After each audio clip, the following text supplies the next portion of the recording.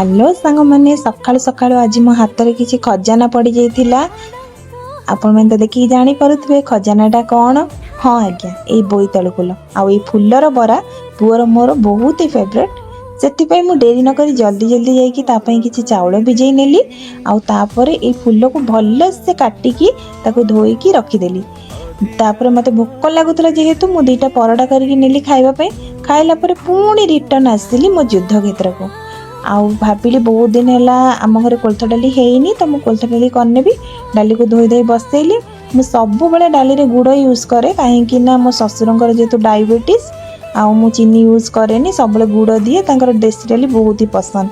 और डाली बसैला बरा कला टाइम रे आसीगला मो पुओ आ मो पुओर जिद्दी आप देखु से बरा खायापी केमती जिद्दी करुच्ची से मु डेरी न करी शीघ्र शीघ्र बरा कली आउ से खाई ता मन शांति हो गला।